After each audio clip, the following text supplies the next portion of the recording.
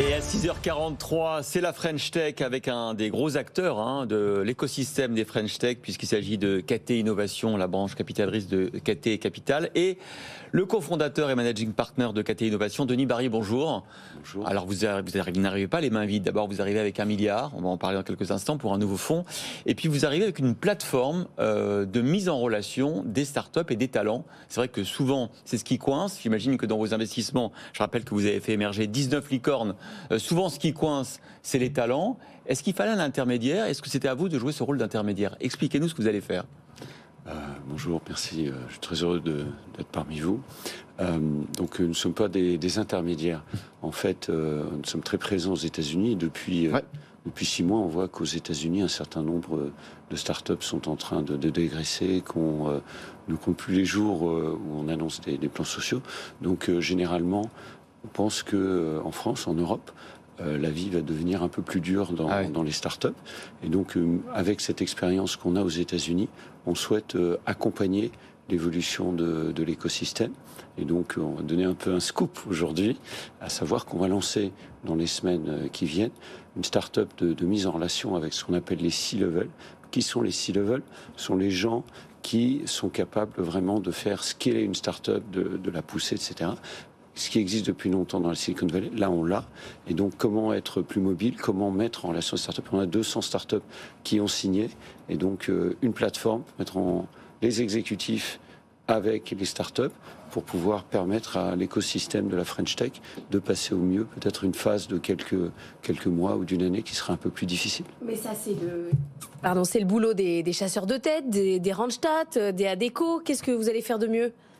On va pas forcément faire quelque chose de mieux. On va faire quelque chose, je dirais, de complémentaire, où effectivement, on va travailler à créer un peu, à essayer de créer un peu la magie qui existe dans la Silicon Valley au niveau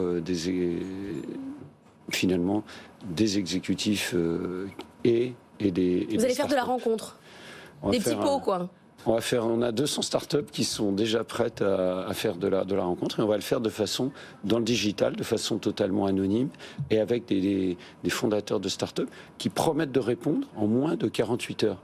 Donc, c'est, je dirais, de la rencontre avec de la promesse devant. C'est-à-dire les 200, vous dites on a 200 startups qui sont prêtes à s'échanger leurs talents ou à être mises en relation avec justement des gens qui savent accélérer les startups et qui savent aussi passer des périodes un peu compliquées comme celles qu'on va vivre dans les prochains mois. On a 200 startups avec des dirigeants et des fondateurs qui sont prêts à répondre en moins de 48 heures à des personnes qui, effectivement, veulent les rencontrer. J'y crois pas. Répondre en 48 heures, j'y crois pas. Le marché ne fait absolument pas ça. Ça, c'est ce que tout le monde affiche. On répond aux candidats qui cherchent du travail et en vrai, personne ne répond aux gens qui cherchent du travail. Je n'y crois pas 2 secondes. Écoutez, vous n'y croyez pas. Dans ce cas, attendons de voir. Et en tout cas, les fondateurs des startups ont promis de le faire. Donc, ceux qu'on connaît, souvent, quand ils ont des promesses, ils les tiennent. Vous voulez trouver un Eric Schmidt pour chaque Google, en fait, parce que c'était un peu ça qu'avait fait Eric Schmidt à l'époque. C'était une start-up, une grosse start-up, et pour institutionnaliser et la transformer, la scaler, il fallait une personnalité comme ça. C'est pas forcément un Eric Schmidt qui est dirigeant de la société.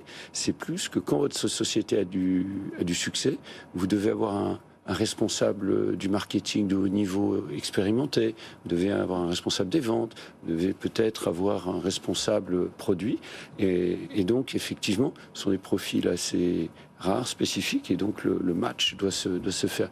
Et en plus, la France est de plus en plus attractive. Donc, on remarque aussi, nous, avec notre plateforme globale, que de plus en plus de Français qui vivaient à l'étranger, qui ont acquis des compétences, reviennent en France, et ces personnes ont besoin aussi d'être accompagnées. Elles ne connaissent pas l'écosystème français tellement, elles ont besoin de contacts.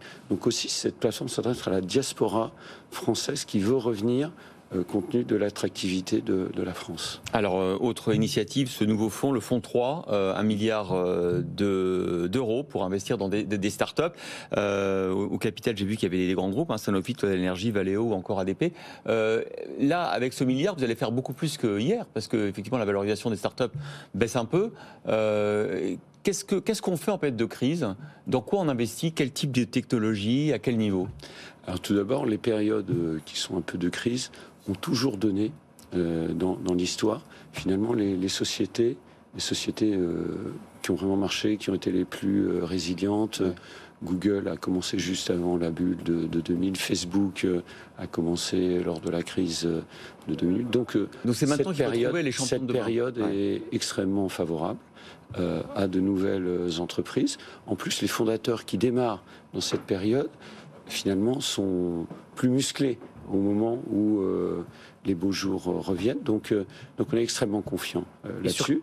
Et avec 1 milliard, je pense qu'à l'époque, au moment peut-être des fonds étrangers qui faisaient plus de 30% des tours de financement importants se retirent un petit peu. Ouais. Avoir des acteurs capables de mettre 1 milliard sur la table pour soutenir les fondateurs français, c'est important. Et surtout, sur quel type de secteur vous allez investir? Est-ce qu'il y en a certains sur lesquels vous avez un appétit particulier ou d'autres sur lesquels vous avez une suspicion, où il y a des red flags? Je pense au métaverse parce qu'on parle beaucoup de ça en ce moment. Est-ce que c'est le genre d'investissement que vous regardez? On a 4 secteurs de référence. Ce qu'on appelle la fintech, la finance, le digital, la santé digitale, le consumer et tout ce qui est nouvelles énergies. Y compris le nucléaire, par exemple. On a parlé de la fusion depuis 48 heures. Nous, on s'adresse plutôt aux plateformes digitales, c'est-à-dire avec les nouvelles énergies renouvelables qui se déploient. Il faut établir des connexions, il faut savoir effectivement changer un peu la façon dont marchent les réseaux et augmenter l'efficacité. Et en plus, ce sont des domaines où, de façon générale, l'industrie française est très forte. Donc on accompagne en fait les startups, l'ensemble de l'industrie, dans leur phase de transition digitale. On vous souhaite de bonnes courses dans le monde de la technologie.